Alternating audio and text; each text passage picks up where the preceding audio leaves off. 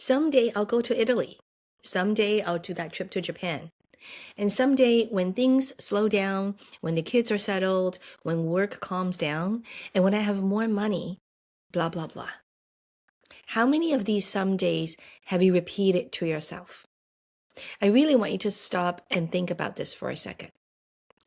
Hi, my name is Yulin Lee, and as a money empowerment coach and a spiritual mentor for women in midlife, I have sat in front of hundreds of women who are smart, capable, and financially stable, but they still have been in this waiting pattern for a long time because they get busy, they get responsible, they get really good at taking care of everything and everyone else but themselves.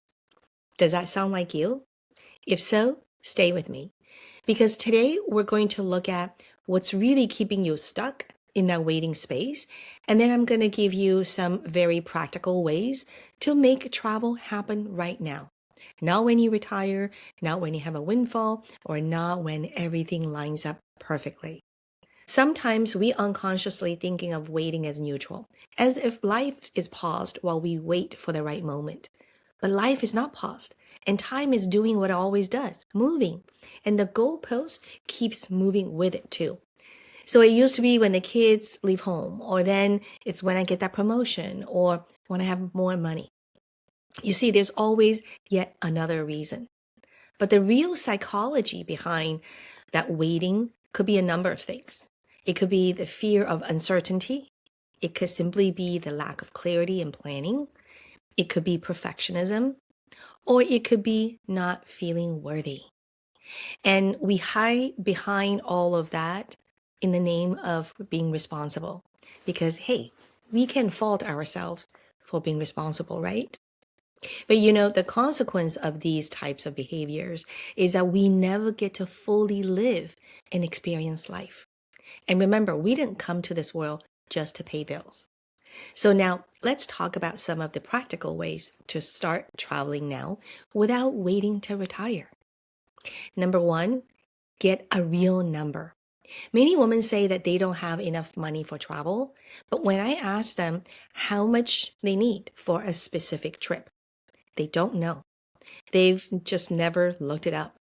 They've been waiting to feel financially ready for a number they've never defined. So here's your first move. Pick a trip that you have been thinking and dreaming about, a real destination, and you start researching. And here's another tip about travel planning.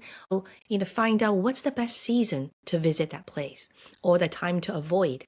Because common considerations could be when it's a high season with lots of tourists and maybe you want to avoid the crowds and the potentially higher costs. Another factor could be weather because you want to have the best experience possible. So you gather all that information, including how much it costs for flights, accommodation, food, and activities, and all of them into one real number. Now, when you see the actual number, it might scare you, or it might actually be, hey, it's not too bad. Either way, it stops being vague, scary, and actually becomes a real saving target, something concrete, something you can plan for. And so the next time you mindlessly buy something that is non-essential, you can remind yourself that that money can be put towards making this trip possible. So second, if you have a big trip in mind and they feel financially far away, and you can always start smaller, a weekend road trip to a place you've never been, a long weekend in a city a few hours away. Start to pay attention to deals where domestic flights could cost maybe less than a spa day. And remember, these are not consolation prices. They are practices. They get you into the habit of planning for yourself, prioritizing yourself, and following through for yourself.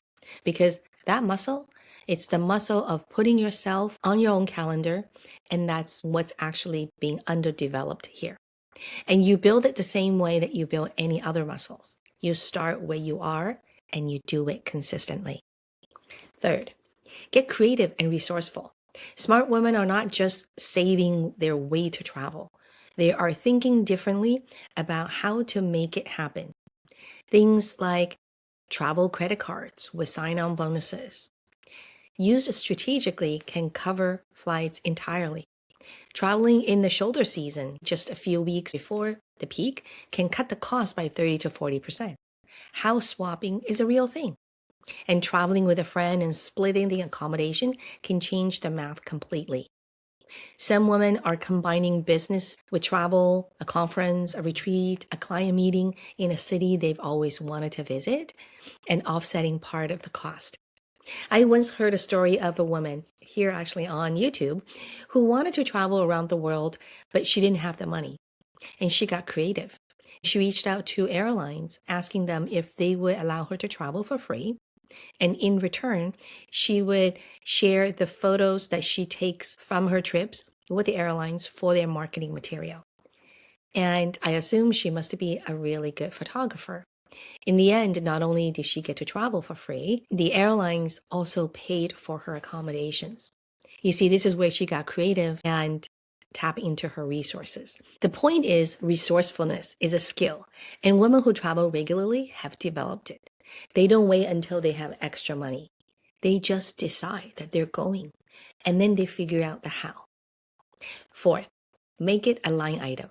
On the ongoing basis, what you really want to do is to have a line item in your budget for travel.